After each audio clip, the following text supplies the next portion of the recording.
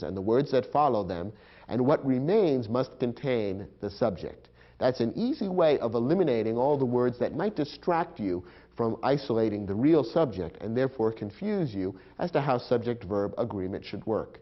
If you can eliminate the prepositional phrases, that will help you a lot in zeroing in on the correct subject of the verb. Take a look at this example. The distance between the Earth and the more distant stars of our galaxy is difficult to measure. In this case, the verb is easy to find, as it usually is in most sentences. The verb is. Now that's a singular verb. Is the sentence correct or incorrect? Well, we have to identify the subject in order to determine whether a singular verb is correct or incorrect. Now, what is the subject? What is it that's difficult to measure?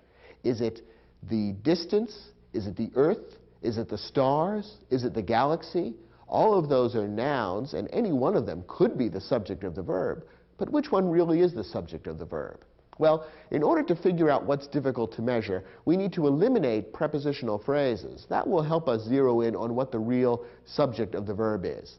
And there are a few prepositional phrases here. Between the Earth and the more distant stars is one prepositional phrase, and of our galaxy is another prepositional phrase. Between and of are both prepositions, and the words that follow those prepositions and are linked to them are the objects of the prepositions. By eliminating those phrases, we can see that what's left is the distance. And in fact, that makes sense. After all, that's what is difficult to measure. The distance is what is difficult to measure. So the sentence is saying that the distance is difficult to measure. Distance is a singular word, and so the singular verb is correct. You might have been confused because the noun stars, for example, is plural, and that might lead you to momentarily think, well, perhaps we need a plural verb in this sentence. It's not true. Eliminate the words that come between the subject and the verb, particularly the prepositional phrases, and what remains is the real subject, and that will tell you how subject-verb agreement ought to be handled. In addition, when the subject follows the verb, finding the subject may be tricky. As you've already seen, in the great majority of English sentences, the subject comes before the verb. But occasionally that's not true. And in that case, you need to look after the verb to find the subject and make sure that it agrees with the verb. Here's a tip. In a question or in a sentence beginning with there or here, the subject usually follows the verb. So when you're dealing with a sentence which poses a question or which begins with there or here, look after the verb to find the true subject. Here are a couple of examples. Are the computers ready for installation? Here the verb is the very first word in the sentence, are, and that's often the case with questions. There's a question mark at the end of this sentence, which is certainly a telltale sign that we're dealing with a question here. Since the verb comes first, obviously the subject must come later. Now, what's the subject of the verb are? Well, the subject is the noun computers. Notice that if we were to turn this sentence away from being a question into being a statement, it would read something like, the computers are ready for installation. And then it would be obvious that computers is the subject of the verb are. Since computers is plural, the verb are, which is also plural, is perfectly correct. Because this is a question, we need to look after the verb to find the subject. One more example. There is a good reason for my lateness this morning. In English, many times we speak sentences or write sentences that begin with there is, there are, here is, here are. You might at first glance think that there or here is the subject, but neither of those is a noun, and so therefore they can't really be the subject of the verb. Remember our tip. In sentences that begin with there or here, the verb normally precedes the subject. The subject comes after the verb. In this case, the verb is, and what follows, reason, is actually the subject. Reason is singular, and so the singular verb is correct. Once again, when a sentence begins with there or here, the subject normally follows the verb, so look after the verb to find the subject and make sure it matches with the verb in terms of number, singular or plural. Do you think you've mastered these tricky situations and how to apply subject-verb agreement appropriately in each of these types of sentences? Well, let's test that. We've provided an exercise in your study guide that will test the skills we've just discussed. Try your hand at those questions, and when you're finished, come back to the program, and we'll see how well you did.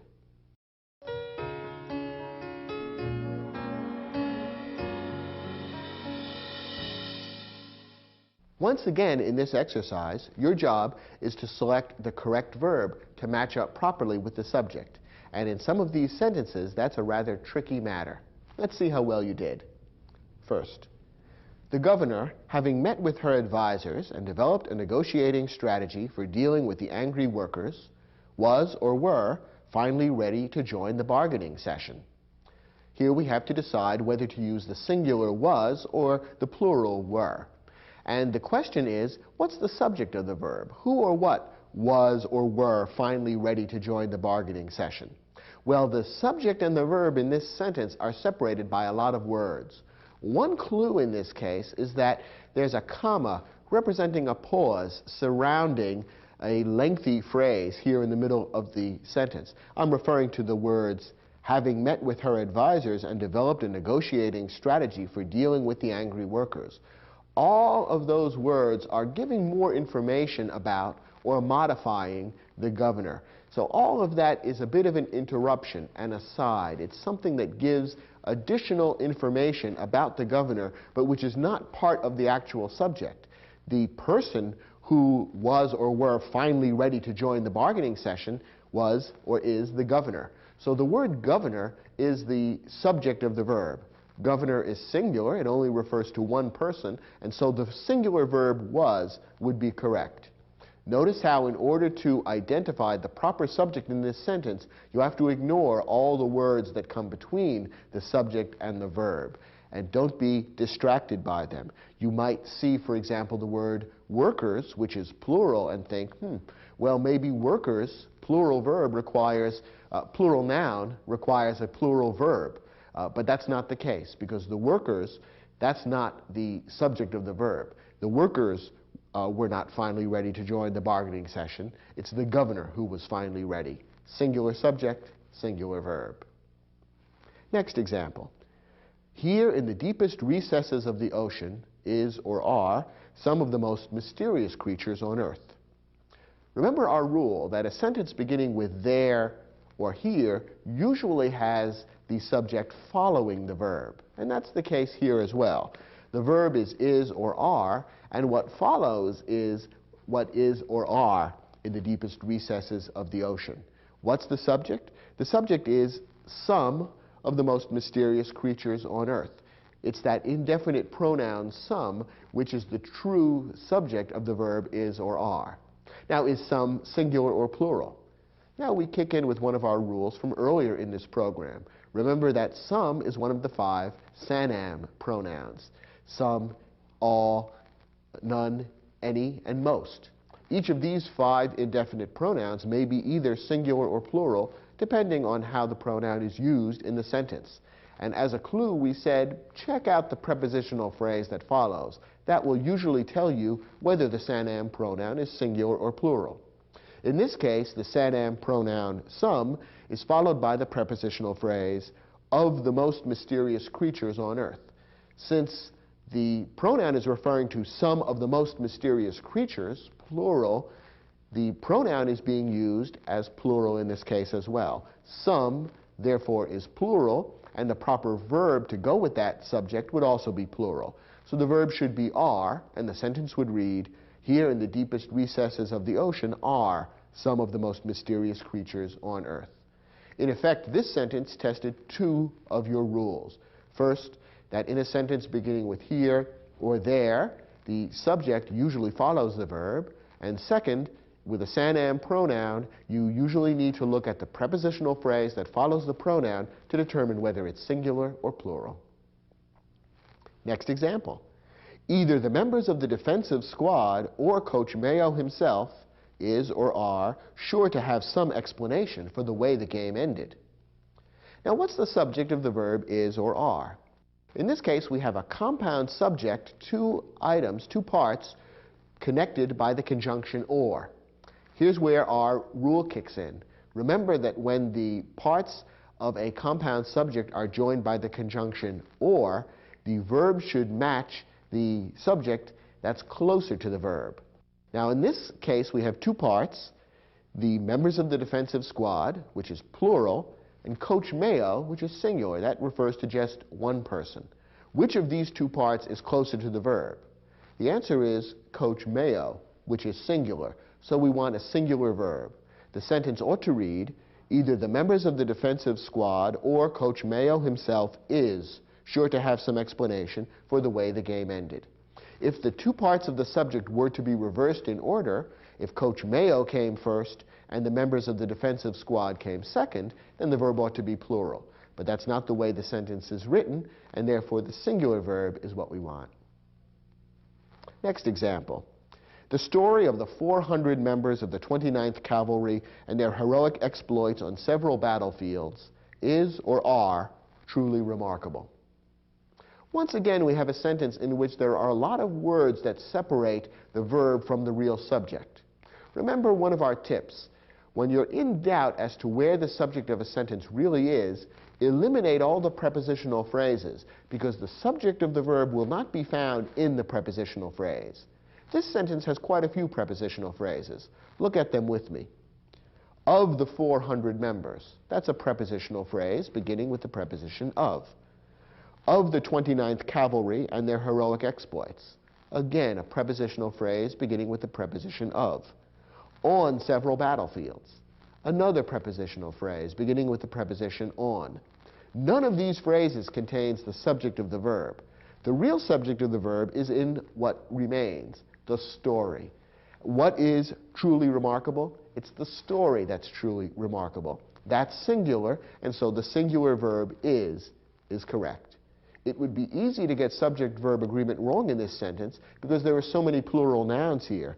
Members, exploits, battlefields.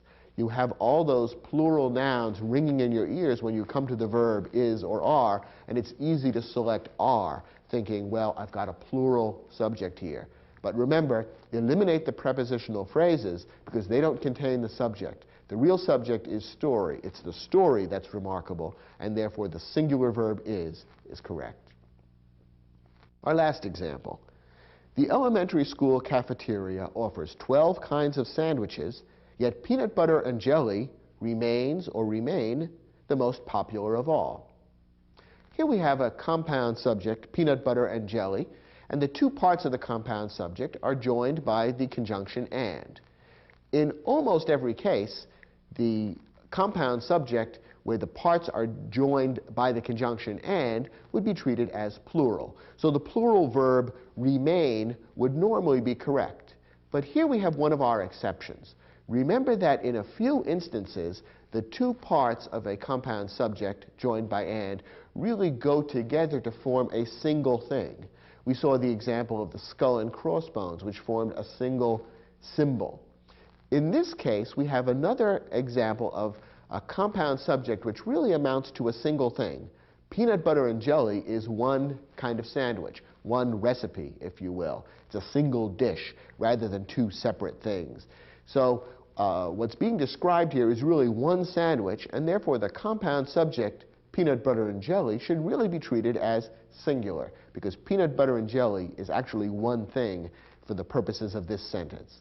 So in this somewhat tricky example, the singular verb remains would be correct, and the sentence should read, the elementary school cafeteria offers 12 kinds of sandwiches, yet peanut butter and jelly remains the most popular of all. Did you get all 5 of these sentences correct? If so, you've really mastered these tricky rules about subject-verb agreement. Good job.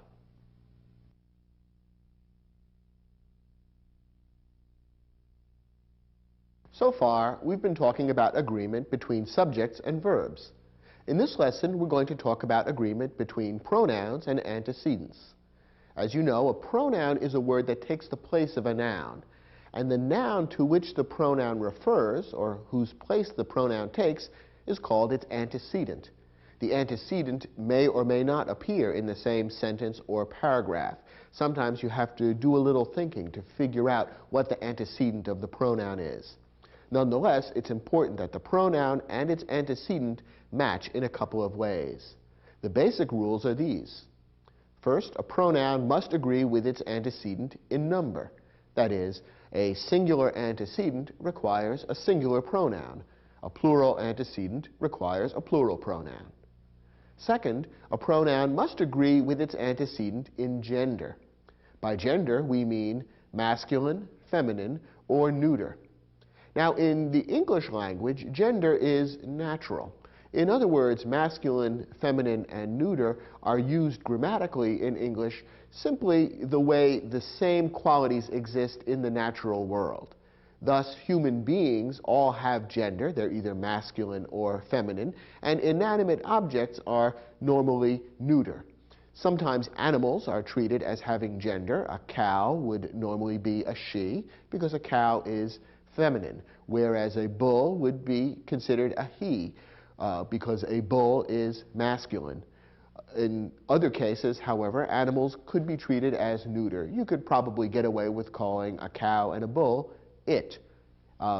Both could be treated with the neuter pronoun it. And it's very rare that inanimate objects other than human beings or animals are assigned a gender in English. They're almost always treated as neuter. Once in a while, an inanimate object may be treated as masculine or feminine. For example, sometimes someone might speak about their boat as being she, but that's rather rare and unusual. So for all practical purposes in the English language, gender is natural and not purely grammatical.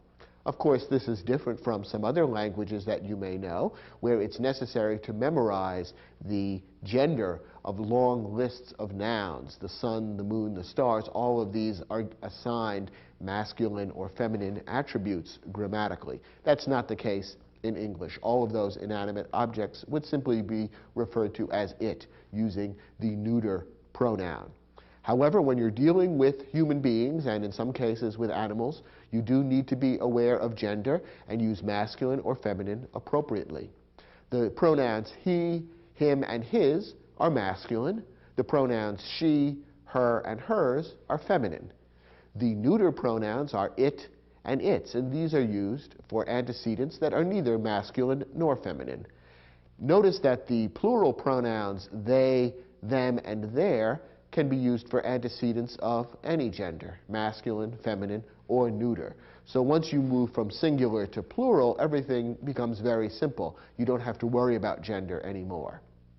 Again, these basic rules are quite simple, and in most sentences you won't run into any difficulty in following them and making sure that the pronouns and antecedents match both in number and in gender. But there are a few tricky situations that arise, and we'll cover those now. First, use a singular pronoun to refer to a singular indefinite pronoun. Use a plural pronoun to refer to a plural indefinite pronoun. Now, we've seen earlier in this program that indefinite pronouns can be tricky to use in terms of their singular and plural qualities.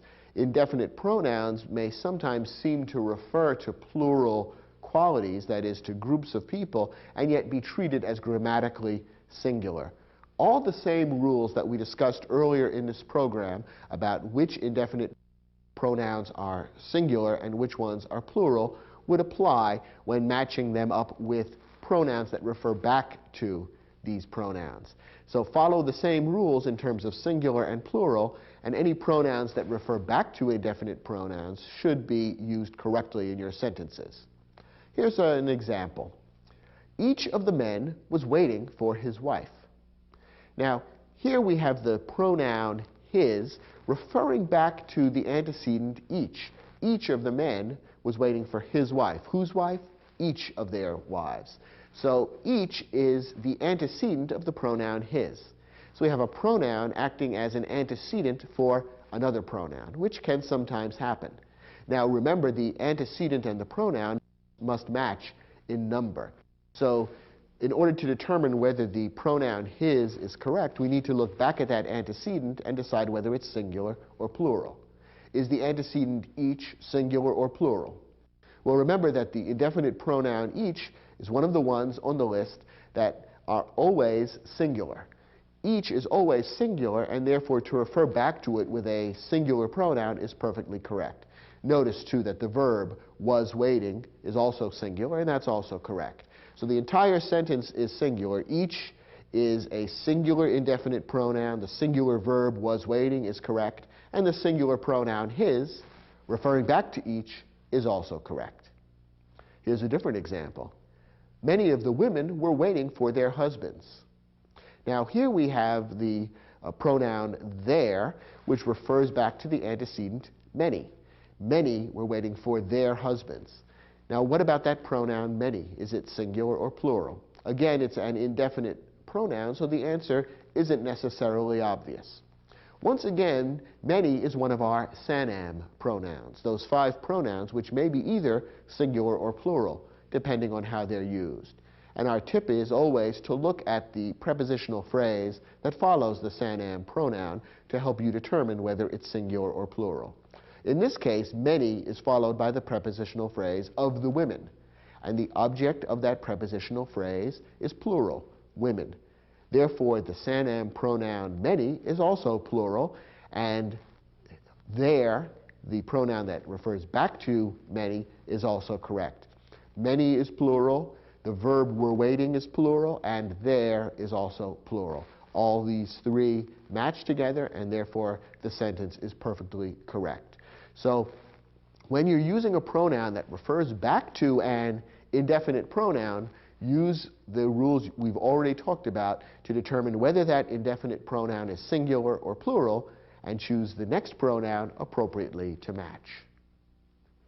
Now, when the antecedent of a singular pronoun may be either male or female, you need to use he or she, him or her, or his or hers. Remember, we saw that with singular pronouns, gender is an issue, masculine and feminine. With plural pronouns, it's not an issue, because in English, there are no masculine and feminine genders for plural pronouns. So when you're setting up a singular pronoun, you need to know whether the antecedent is male or female. In most cases, this isn't difficult. You're either talking about a man or a woman. But sometimes the antecedent may be of uncertain gender, and I don't just mean someone who looks strange walking down the street. What I'm talking about is a sentence like this one. Everyone should bring his or her notebook to class. Now here we have the phrase his or her. Both masculine and feminine pronouns are being used here, and that's correct for a specific reason. What is the antecedent of his or her? What does his or her refer to? Well, it refers back to the indefinite pronoun everyone. And when you think about what's being said in this sentence, we can't really tell whether everyone refers to a male or a female. Now, this might be false in a specific circumstance. For instance, suppose this happened to be a class made up of nothing but men. Perhaps it's a class on how to be a better father, in which case we would know that everyone in the class is a male, and we could assume then that everyone refers only to males. And we would write the sentence differently. We could say, everyone should bring his notebook to class. On the other hand, it could be a class made up only of women. It could be a class in auto repair for women. If everyone in the class were female, then the sentence could correctly read, everyone should bring her notebook to class. However, most classes nowadays include both men and women. And so the indefinite pronoun everyone needs to be considered in this case as possibly either masculine or feminine. Under these circumstances, the correct way to set up the sentence is by using the phrase his or her. And that's what we've done in this sentence. Everyone should bring his or her notebook to class. That way, no matter whether the individual student is male or female, the correct pronoun would have been used.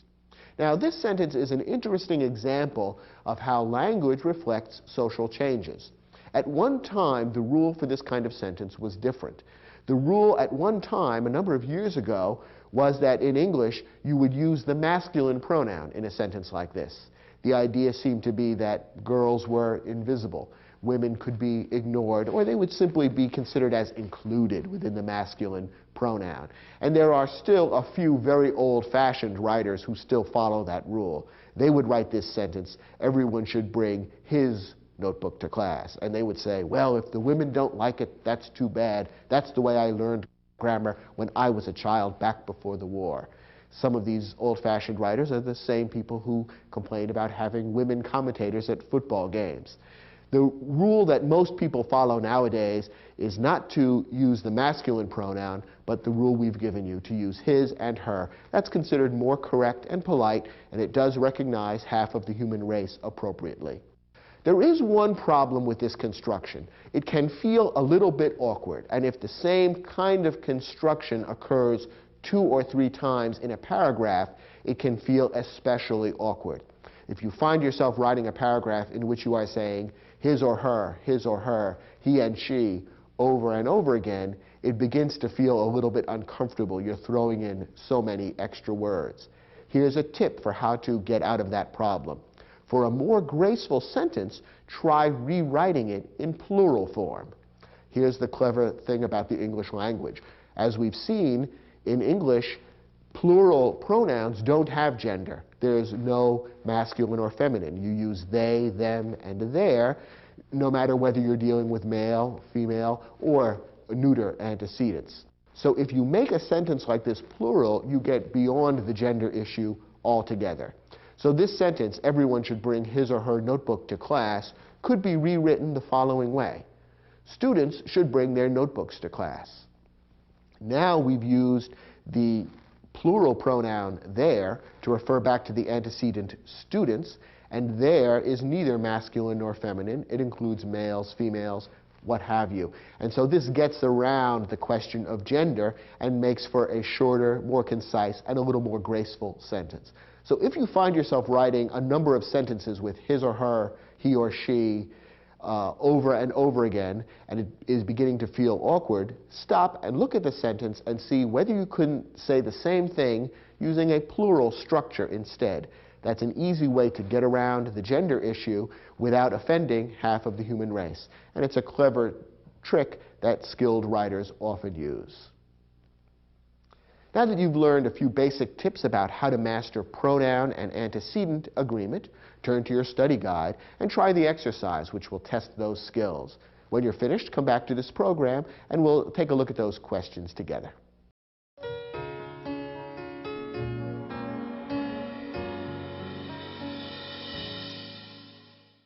Let's look at our first sentence. According to the police officer's testimony, someone was seen entering the bank just before the robbery carrying a red pocketbook under her or their arm. All right, we have 2 pronouns to choose from here. One of them is singular and feminine, her. The other is plural, their. And of course, the plural pronoun doesn't have a gender because that's the way plural pronouns are in English. So we have to decide whether to choose a singular or a plural pronoun. Notice, by the way, that a feminine pronoun, her, has been given rather than a masculine pronoun, his. Why is that? Well, the person is described as carrying a red pocketbook. So I guess the assumption is that this person is a female, because in our society, more females carry red pocketbooks than do men. So this appears to be a female that we're talking about, and that's why the feminine pronoun her has been used. Now, should a singular or a plural pronoun be used? What is the antecedent of the pronoun? That's always the rule in determining what the proper pronoun would be. What does the pronoun refer to? Earlier in this sentence, there is an antecedent. The antecedent is someone. It is someone who is carrying the red pocketbook under her or their arm. Now, someone is an indefinite pronoun, and if you remember our rule, indefinite pronouns ending in one and body are always singular. So someone is singular, and therefore the singular pronoun her is correct rather than their. Notice, by the way, that some writers would incorrectly use the pronoun their in this sentence, a plural pronoun, even though the antecedent is clearly singular, someone. Why do some writers use this? They use it as a way of getting around the gender issue, having to choose a masculine or a feminine pronoun. However, that's not an appropriate way to get around the gender issue by creating a mistake in terms of number. Someone is singular, and therefore you have to use a singular pronoun. As we saw in the lesson, if you're uncertain of the gender that is being referred to, you can use his or her, he or she, him or her. That would be the correct way of dealing with the gender issue. It's not correct to switch over to a plural pronoun unless you recast the entire sentence to make the antecedent plural as well. If the antecedent is singular, you have to choose a singular pronoun in this case, and that's why her is correct. Next example. Both of the skydivers had brought his or their own parachutes and safety gear in preparation for tomorrow's jump. His or their are the two pronouns we have to choose from. Again, one is singular and one is plural. Which is correct? Well, to answer that, we need to decide what's the antecedent of the pronoun. And the antecedent is the pronoun both. Again, it's an indefinite pronoun, and if you recall your rules, you'll remember that both as a pronoun is always plural in meaning. Therefore, the second pronoun in this sentence should also be plural to match its antecedent. The correct word here is their, and the sentence should read, both of the skydivers had brought their own parachutes and safety gear in preparation for tomorrow's jump. The sentence is plural all the way through. Next example. Anyone who wants to attend next Saturday's dance at the Rotary Club can pick up his or her or their ticket at the information booth on Vincy Street. Once again, we have a singular or plural issue. We've been offered two choices of pronouns, his or her, which is singular, or their, which is plural. Which is correct? You might be tempted to choose their because in a general way the meaning of the sentence seems to be referring to more than one person. People who want to go to the dance at the Rotary Club would probably be more than one person. We're probably, in a general way, talking about a group of people. So your inclination might be to say, well, this is plural, and so the plural pronoun there is correct. But that's not how grammar works. Rather than going vaguely by the meaning of the sentence, you have to look for the actual antecedent. And the antecedent, that is the word to which the pronoun refers, is anyone. And remember our rule, those indefinite pronouns that end in body and one are always grammatically singular. Even in sentences like this, where they seem to refer to more than one person, grammatically we treat them as singular, and therefore the pronoun referring back to them should also be singular. Therefore we choose the singular pronoun his or her in this case. We need to use his or her because the gender of the person picking up the ticket is not known. Could be male, could be female, so his or her is the correct way of handling this situation. Our next example. No one knows whether any of the churches or synagogues in town will provide space in its or their buildings for a homeless shelter. Okay, again we have a choice between singular and plural pronouns. Which is correct? To answer that, once again we have to find the antecedent. Which word earlier in the sentence is being referred to by its or their? Is it churches? Is it synagogues? Well, not exactly. It's really any. No one knows whether any blah, blah, blah will provide space in its or their buildings for a homeless shelter. Once again, we kind of ignore the prepositional phrase in determining what the antecedent is. So its or their, that pronoun refers back to any, the indefinite pronoun. So once again, we have to ask, is any singular or plural? And any is one of those 5 Sanam pronouns, which may be either singular or plural, depending on the context. And remember our rule. Look at the prepositional phrase that follows the Sanam pronoun to determine whether it's singular or plural in this particular case. Here, the Sanam pronoun any is followed by the prepositional phrase of the churches or synagogues in town. Churches, synagogues, both of those objects of the preposition of are plural. So the Sanam pronoun any is also plural in this particular context. So therefore, the pronoun that refers back to any later in the sentence should also be plural, their. The sentence should read, no one knows whether any of the churches or synagogues in town will provide space in their buildings for a homeless shelter. Next sentence. Either Nadia or her sister didn't finish her or their dinner. Once again, we have to choose either a singular or a plural pronoun. Notice that the singular pronoun, her, is feminine because Nadia and her sister are clearly both female, and so there's no question of his or her. We have to choose either her or their, depending on whether the antecedent is singular or plural. Once again, if you look at the sentence in a general way, you might be tempted to choose the plural pronoun because, after all, Nadia and her sister are both involved in the action here. But the correct answer is her, because the real antecedent is the singular pronoun either.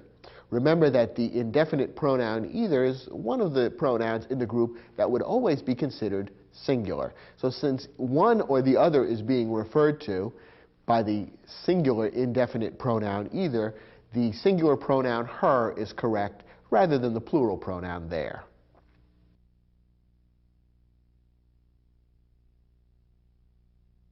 Well, so much for the art of agreement.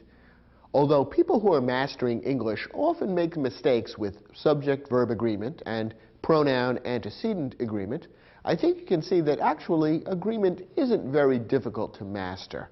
It's basically a matter of, first, learning some rules about what kinds of words are singular and what kinds of words are plural, and then second, knowing where to look. It's a little bit like being an auto mechanic.